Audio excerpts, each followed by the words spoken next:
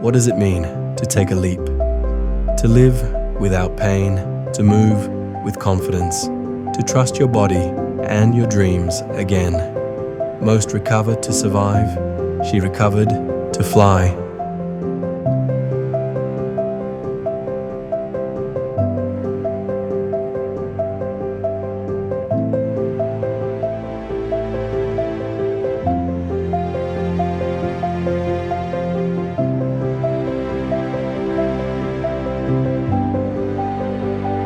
No more limits, no more fear, just freedom and flight.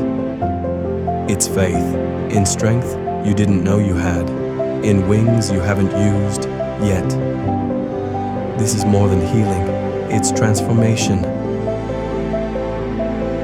Every leap feels impossible until you're in the air, and suddenly you're not falling, you're soaring.